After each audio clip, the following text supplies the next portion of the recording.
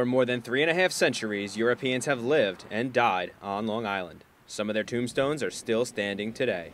Our burying grounds are also our records, okay, and therefore are as worthy and as in need of conservation care, etc., as are the paper records, which are all in the vault. Some are hidden in the woods alongside old roads like Route 25A. Others are right smack in the middle of things, like the Burr family cemetery in the parking lot of Home Depot in Comac. I don't think that everyone understands that these are the vital records of these individuals. They may be unique.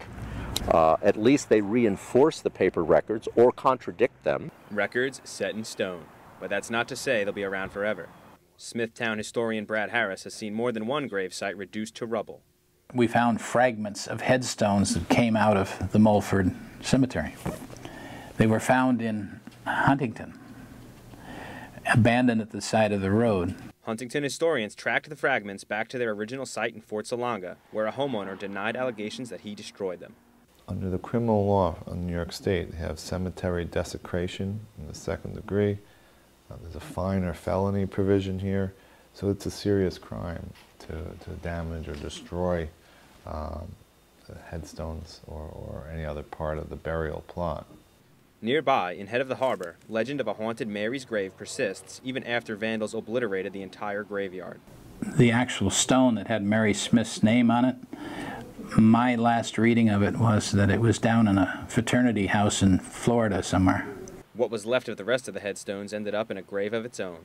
6 inches of topsoil was put over the top of that cemetery, and seed was spread. So if you went there today, you'd see a grassy field where there had been a cemetery. There are survivors. Richard Bull Smith is a 10th generation descendant of one of Long Island's oldest families. His forefather, Richard Smith, founded the town of Smithtown almost 350 years ago.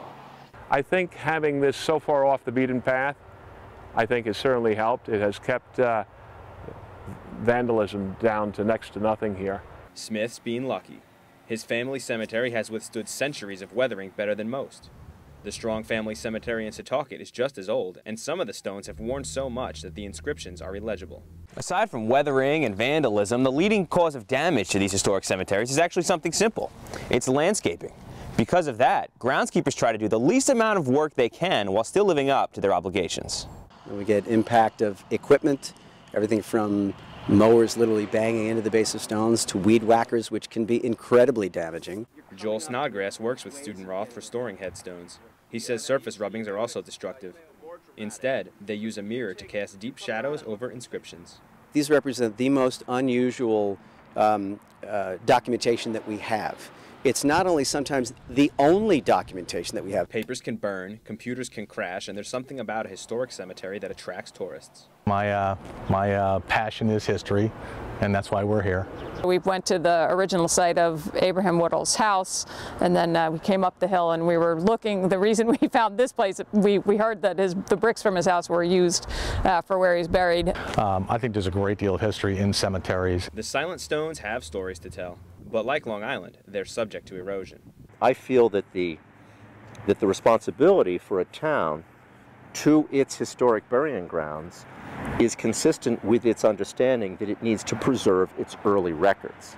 After a period of 14 years, towns must take up the maintenance of abandoned cemeteries, but they don't always want to. It's a law put in place to make sure no more history fades to dust.